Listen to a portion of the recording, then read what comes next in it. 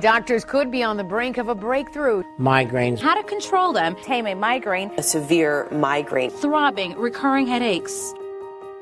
Given all the noise, navigating the migraine experience can be confusing and scary, but you do not have to do it alone. Welcome to the Migraine Guy Podcast, the official podcast of themigraineguy.com and theheadachreview.com. Now, here's your host. All right, everybody, it's Kevin here at The Migraine Guy, bringing you this week's podcast. How you doing? My last week was it was pretty average. Had a couple bad days, had a couple not so bad days, had 1 or 2 days where the pain wasn't really that intense. Was able to go to the zoo with my nieces. That was pretty fun. Driving to the zoo, I could feel a migraine kind of creeping in and getting to a range where I was a little worried that I was going to have to cancel, but I decided to just push through and ended up, being distracted by walking around the zoo, seeing the animals, keeping the kids from jumping in the lion pit. All those distractions kind of helped my migraine pain not be terrible, and so overall just kind of a standard week. Still haven't come to any decisions about medication.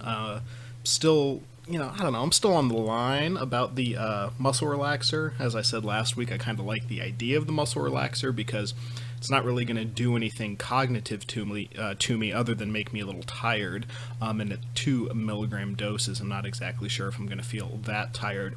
Whereas getting into preventative, like Topamax or its time-release counterpart, Troketti, obviously it's going to take some time to build up and the side effects might be a little intense. So I think I'm actually siding a little bit more with the muscle relaxer at this moment, but I still haven't made any decisions and I still have a month to make the decision, actually a little over a month, so plenty of time. I did try it last night. I got a competitor to the Cefaly. The Cefaly is a little device that you put on your forehead. The older models had a little band that went around your head to hold it in place. The newer models have an adhesive to hold it in place. But the basic idea is neuromodulation, and neuromodulation devices try to adjust the way that your nerves are working by introducing new electrical impulses. Very, very, low voltage, low amperage, but just enough to kind of modulate, to change the way the nerves in a certain part of your body are working. And so you put this on your forehead, and you put the Cefaly on your forehead, and this competitor also goes on your forehead, and it's supposed to, help reduce headache or migraine pain when you notice that you're getting it. And I've tried it twice now, and I'm a little worried that it's not going to work out too well for me. And again, this is not the Cefaly, it is a competitor who will remain nameless until I do the full review and make sure that I can actually talk about it without, offending them or doing anything, questionable in the legal realm. But basically, you put it on your forehead, you turn it on, and there's, a couple different settings in terms of intensity.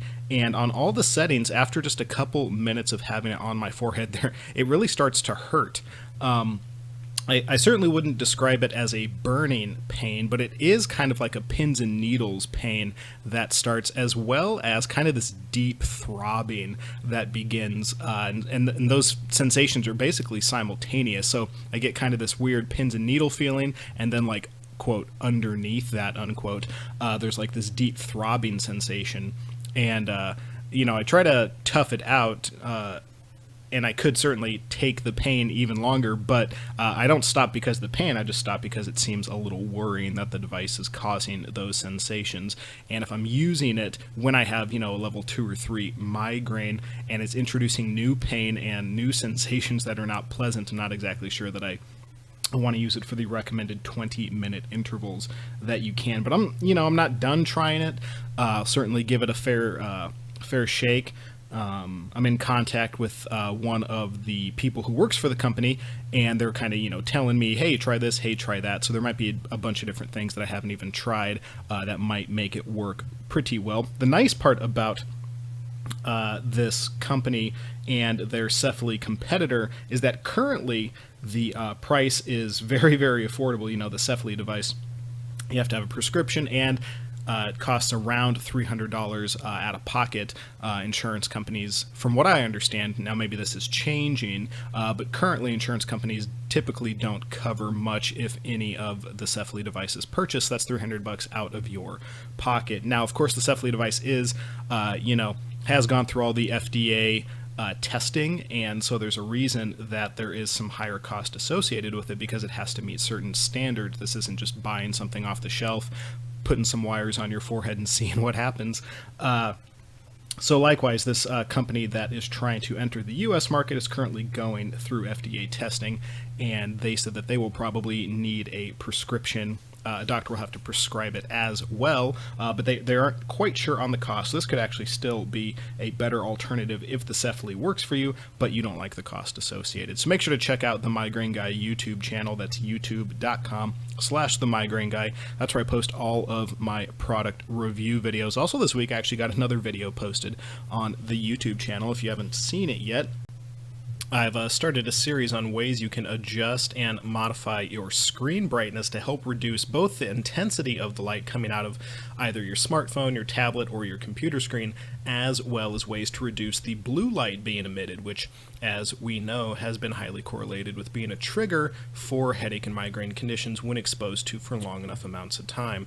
So I'm kind of having fun doing this series. One, I don't have to worry about how I look, because I can just do screen captures on my computer and smartphone in order to get the required visual, and can just do voiceovers like I'm doing now. So I'm enjoying that. If you use computers a lot, I'd really recommend that you check out some of the stuff. If you notice that looking at your phone or being on a computer for a long amount of time also starts to interfere, I would definitely check it out also. And by interfere, I mean interferes with your life, because it triggers a headache or migraine. So I would definitely check that out. I'm going to do, a couple people were asking if I'm going to do any videos on the F.LUX, the Flux program that you can install on your computer, which gives you full control of the amount of light and the kinds of light being emitted by your screens, at least on your desktop or laptop. I don't think that there is a smartphone version that works quite well, but I have done smartphone apps that let you control that kind of stuff already in the playlist on the YouTube channel, so go check that out if you're interested about smartphones. But yeah, I'll be doing a Flux video pretty soon. It's a very complicated program in the sense that there is a ton of customization you can do, and a lot of that can be overwhelming if you're not very good with computers, or if you're just interested in something that you can install and have work. So I'm trying to make the video on the Flux program both in depth, so that people who care about going in depth can get information out of it. But I also want to make it so that, if you just care about one-click options, I just want this to work, I don't want to mess with it, that you could get it also. So be on the lookout in the next couple weeks for that. But if you want to get a jump start on it, you could of course download the Flux program. It is free, and it is cross-platform, so Windows, Mac, and Linux can all run it. So that is that. So let us get to some migraine news.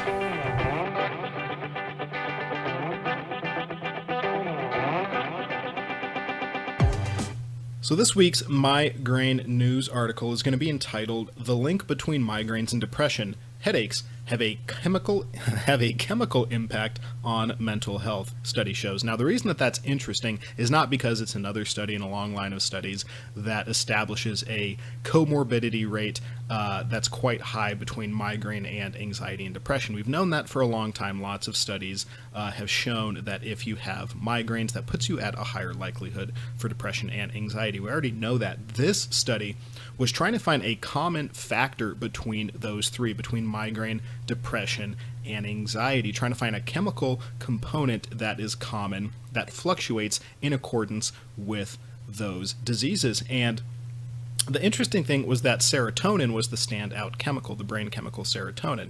And, migraine preventatives very often include some sort of serotonin receptor inhibitor, right? Some sort of SSRI. And typically that's going to be like a tricyclic antidepressant. Those are the ones, at least, that I have been exposed to. And those are antidepressants, so of course they could help with depression, but tricyclics are usually so low dose that they don't really affect depression, and the dosages that you take them at in order to affect depression are, riddled with side effects. And so tricyclics don't work well for antidepressants, but they work well for migraine. But that helps establish that there is this common chemical component between them. And so this study concludes that an effective treatment to prevent migraines may reduce the symptoms of anxiety and depression as well. So this isn't just a study saying, hey, these three things are correlated or they're higher if you have migraines. What they're saying is, given that these three things are highly correlated, perhaps a treatment plan for the one will reduce the other two. And that is pretty exciting. If you have serious depression and you're on some sort of antidepressant and you have migraines and you're taking some sort of preventative and an abortive for that, and maybe even have anxiety and you're taking Xanax or something for that, that is a lot of medication to be taking. Now on its own, taking a lot of medication isn't bad at all, but of course you're going to start having chemical interactions. You're going to have one thing giving you one side effect, one other medication giving you another side effect, and so you have to balance all of those things, whereas this study indicates, of course, there is no actual treatment that is being suggested. It's just pointing to the fact that there could be a treatment in the future, and that treatment would be, hey, do this for this, take this for your migraine, and this is also going to help with your depression or anxiety. And being able to, be more precise with medication is always a good thing, especially when you have the wide variety of medications that migraine sufferers get prescribed, as well as depression sufferers get prescribed and anxiety sufferers get prescribed. So if there could be some sort of common medication for the three, that would be extremely helpful and would help reduce some of the side effects that are associated with a lot of the medications that are used for those three diseases. And so I thought that was a fairly interesting aspect of some of the current research. There are still studies being put out that say migraine associated with depression and anxiety. Like, that's news. Like, at some point you got to quit doing the studies that are going to have the clickbait titles, and you got to start doing the studies that are actually going to help headache and migraine sufferers. So I was glad to see this. Glad to see that this study was done. There isn't a lot of information about the study apart from how many people were in it, how many people were affected by particular medications designed to treat serotonin imbalances. So there isn't a ton to go off of. It's not like you could bring this in with your doctor and they could put you on something. But it is hopefully something indicating a slight turn in the research, where the research is not just looking for the correlations. Now they're accepting that there are the correlations and seeing what they can do about them, which is always a good thing to do. So that was a interesting study. Going to put the the link in the show notes below.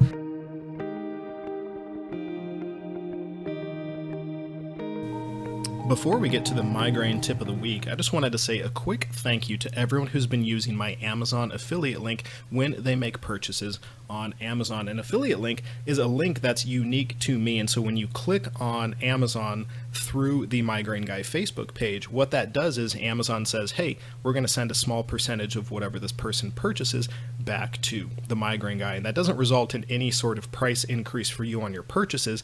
Since I'm sending traffic to Amazon and Amazon's going to make money from it, they're happy to send me a small percentage since I sent that traffic to them. So you don't see any effect in your price, and in fact it helps prices go down because more people are purchasing stuff on Amazon and they can lower prices. But it also helps me do things like upgrade the cameras, upgrade the microphones, keep my software up to date, as well as purchase items and give reviews of them on the YouTube channel for you so that you can know whether or not a product works before you purchase it. So I just wanted to say thank you for everyone who uses that Amazon affiliate link. If you want to help keep the Migraine Guy's lights on, you can head over to facebook.com/the Migraine Guy.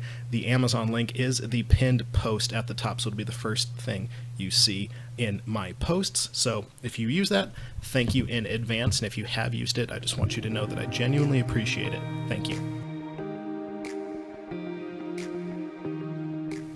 So this week's migraine tip of the week is more DIY oriented. I am a huge fan of ice therapy, and I know that there are lots of you out there that are also fans of it, as well as heat therapy. Both of those can be very effective at helping you reduce your migraine pain when you are getting a pretty bad migraine. Now, the benefit of heat and ice therapy is that you don't need a prescription for it. You don't need any special equipment for it. You can do it with things that you have readily available around the house. Now, if you find that using some of these things that you can find around your house does help your headache or migraine, then you might want to invest in one of the products designed specifically for it, something like the ice cap or the migraine hat. One of those products that is designed by a fellow sufferer for fellow sufferers. But before you go spending your money and hoping that it will work, what you can do at home is the following. To test ice therapy and see if it would help you, all you would need to do is when you start to notice you're getting a migraine in that level 3 to 5 pain range, just go over to the freezer and grab a bag of whatever your favorite vegetable is in there and hold it on your head or position it such that you can do it hands-free, either placing it on top of your head and balancing or putting it at the back of your skull and leaning against a chair or something like that, and just wait for 10 or 15 minutes and see if the cold that the peas or whatever vegetable you're using offer does reduce your headache pain. Now, the temperature at which it comes out of the freezer is going to be very cold, so if you're like me, extreme cold is actually unpleasant, so you might want to let them sit on the counter for about 5 or 10 minutes and lose a few degrees of the freezer temperature that they're coming out at. You might also want to put a towel between them and your head since they're going to have some moisture coming off of them. But what you're looking for, even though it's not the most elegant method, what you're looking for is to see whether or not cold therapy could be beneficial for you. If it is, then you might want to watch one of my videos on YouTube about the different ice therapy products you can buy and decide which one you want to get. Likewise, for heat therapy, there are a bunch of different ways that you could test it. The easiest would probably be if you already have a heating pad. Simply grab it, wrap it around your head however you need to, and turn it on low. If after a few minutes you're seeing some relief or no relief, maybe kick it up to medium. Again, if you're seeing some relief or no relief, put it up to high, and that will let you know whether or not heat therapy could be good for you. Now, if you don't have a heating pad, what you could do is grab some sort of towel, probably a thicker towel, maybe a bath towel, throw it in the dryer on high for 20 or 30 minutes, pull it out, it should be fairly warm, and then just wrap it around your head. What you want to see here is, does the heat actually help my headache or migraine? If it does, then you might want to invest in one of the products that offers heat therapy for headache and migraine sufferers. Now, there are not as many heat products out there as there are ice therapy products, because heat products are more difficult to make. Retaining heat is a lot more difficult than getting cold. So those are a couple ways that you can test whether or not ice or heat therapy will be beneficial for you and treating your headache or migraine.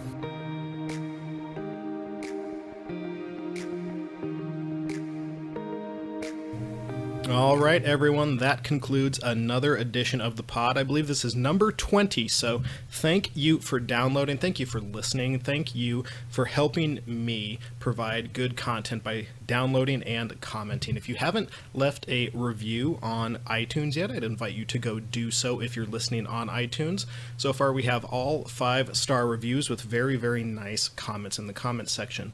Additionally, if you haven't found me on social media, I'd encourage you to do so. I am everywhere you are. And until next week, please remember that you are not alone.